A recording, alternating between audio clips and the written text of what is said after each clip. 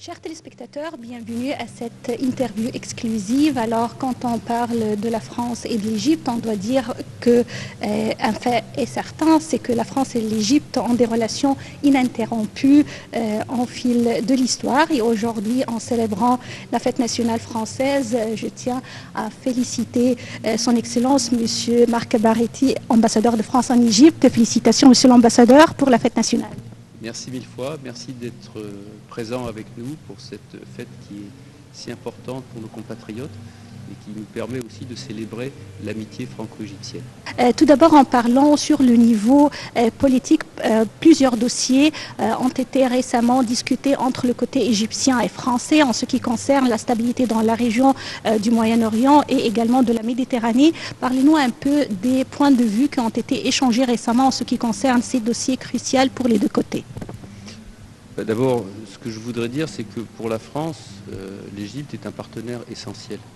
Parce que c'est un pays qui, par son poids politique, économique, sa puissance militaire, mais son influence aussi, c'est un pays qui a de l'influence, l'Égypte, à la fois pour des raisons historiques, culturelles, c'est un pays qui est écouté dans la région, qui est respecté, et donc pour nous c'est un partenaire très naturel. Nous avons les mêmes préoccupations.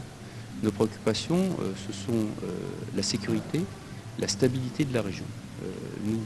La Méditerranée et le Moyen-Orient sont essentiels pour notre sécurité et notre stabilité. Et donc nous profitons de la connaissance de l'Égypte, de cette région.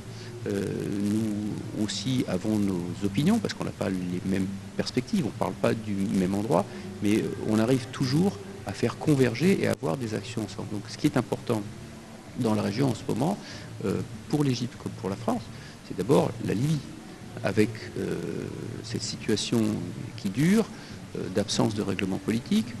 Heureusement, il y a un cessez-le-feu qui continue à tenir bon an, mal an. Néanmoins, il y a des efforts qui ont été consentis, notamment par l'Égypte, pour accueillir ici, au Caire, le comité constitutionnel, qui est une excellente initiative. Et on espère que des initiatives de ce genre porteront leurs fruits. La France comme l'Égypte ne souhaitent qu'une chose, la stabilisation de la Libye, avec un gouvernement central qui ait le contrôle sur tout le pays, le retour de la paix, de la sécurité, et tout ceci imaginé, mis en œuvre par les Libyens et pour le profit des Libyens.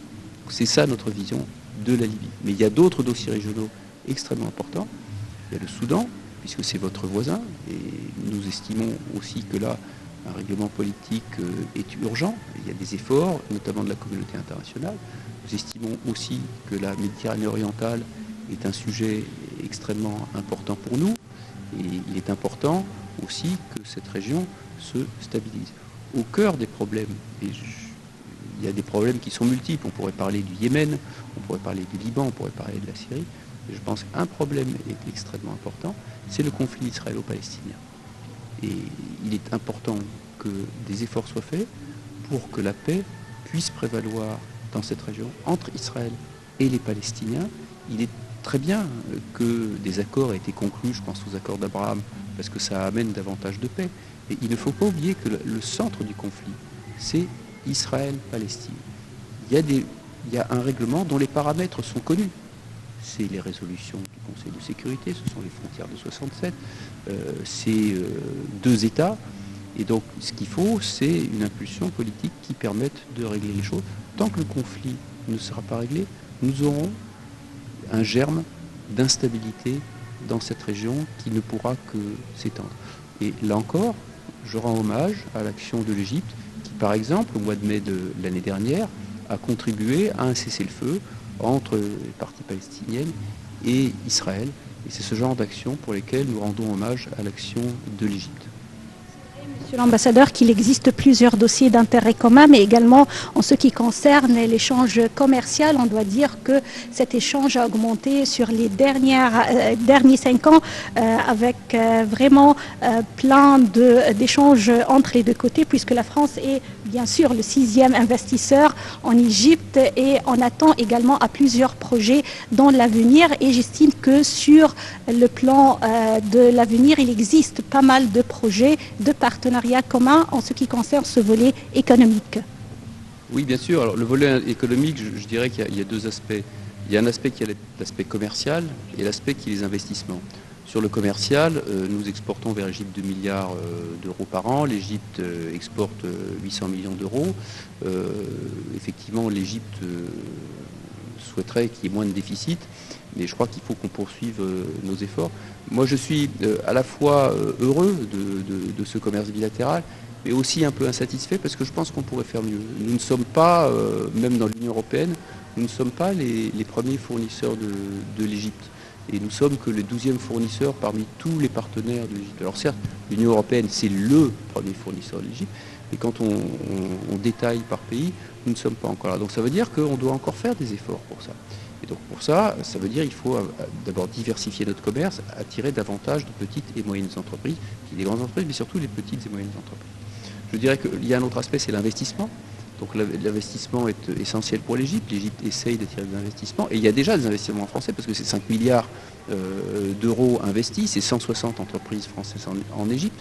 Mais aujourd'hui, beaucoup de pays veulent attirer les investissements étrangers.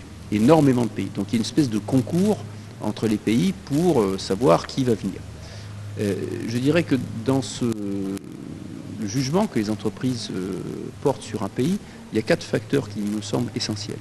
La stabilité juridique, la stabilité fiscale, le fait de pouvoir gagner de l'argent, parce qu'une entreprise, elle doit gagner de l'argent, et enfin, le fait de pouvoir transférer ses bénéfices vers la France. Bon. Les entreprises françaises qui sont là, 160 entreprises, ont considéré que ces 4 conditions étaient, en quelque sorte, réunies. Simplement, je pense que pour rester dans la course, il faut toujours faire plus d'efforts. Et donc, moi, j'encourage l'Égypte à continuer cet effort de développement, de modernisation de l'économie, d'ouverture au secteur privé, évidemment. Ça, c'est extrêmement important, qui ne pourra qu'attirer davantage d'entreprises françaises en Égypte. Et je vous rassure, les entreprises françaises qui sont ici en Égypte, elles font confiance à l'Égypte et elles estiment que c'est un pays qui a un potentiel pour l'avenir. Donc, elles vont rester. Il y a également, Monsieur l'Ambassadeur, en ce qui concerne ce volet économique, un appui de la part de la France pour les start-upers, les jeunes entrepreneurs. Oui, effectivement, c'est quelque chose qu'on a fait. C'était en quelque sorte le but du sommet Afrique-France qui a eu lieu à Montpellier, il y a maintenant, c'était au mois de novembre dernier, et qui a permis de faire venir des start-up égyptiennes, avec des start-up de tous les pays d'Afrique qui sont venus. Et donc ça a permis de les faire se rencontrer, de les faire dialoguer, mais aussi de dialoguer avec des entreprises françaises. L'idée aussi, donc, pour les start-up, c'est de pouvoir créer des incubateurs, et c'est des idées qu'on met en pratique dans nos partenariats universitaires ici en Égypte. Un des facettes les plus importantes des relations égypto-françaises, c'est bien sûr l'échange culturel et éducatif. Dans le domaine de l'enseignement, la France reste une destination favorite aux Égyptiens. La francophonie, et bien sûr, existe ici en Égypte depuis des siècles. Et on attend également à plus d'échanges en ce qui concerne ce domaine et bien sûr à une collaboration en ce qui concerne l'éducation, surtout pour la formation des professeurs et des étudiants, que ce soit aux universités ou en ce qui concerne les écoles égyptiennes. Je crois également que sur ce volet ne manque pas de projets pour l'avenir. Non, il y a beaucoup de projets et je dirais qu'il faut prendre en quelque chose les choses dans l'ordre.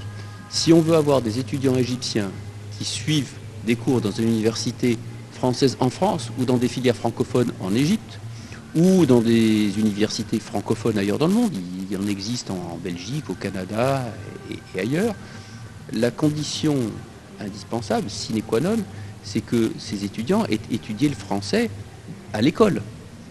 Parce qu'on ne peut pas se mettre à une langue comme ça à la veille de commencer des études supérieures. Donc s'ils veulent faire les études en français avec la méthode française, il faut qu'ils aient la possibilité d'avoir étudié ça dès l'enfance. Or, c'est exactement ce que nous faisons. Nous avons un établissement français en gestion directe, nous avons 14 établissements qui sont homologués, nous avons encore 27 établissements qui sont labellisés, et donc ça permet, et ce nombre est en train d'augmenter. Alors l'élément très intéressant et encourageant, c'est qu'aujourd'hui on voit qu'il y a des investisseurs privés égyptiens qui trouvent qu'il y a là un marché, et qui sont prêts à faire la démarche de créer une école, de recruter des professeurs et de le faire avec la méthode française. Souvent d'ailleurs, ils le font conjointement avec des entreprises françaises spécialisées dans l'éducation. Donc c'est quelque chose qui avance et qui va nous permettre d'accroître considérablement le nombre de jeunes Égyptiens qui apprennent le français. Ces jeunes Égyptiens ayant appris le français, quand ils auront leur bac, eh bien, ils se dirigeront vers des études supérieures, alors, où ils veulent, mais ils auront la possibilité d'aller en France. Et nous les incitons fortement fortement à aller en France ou à suivre les filières francophones qui existent ici en Égypte. Donc ces filières francophones, c'est l'Université française d'Égypte, avec des filières, l'architecture, l'ingénierie, informatique, les langues étrangères appliquées, etc. Et avec une offre qui fasse agrandissant.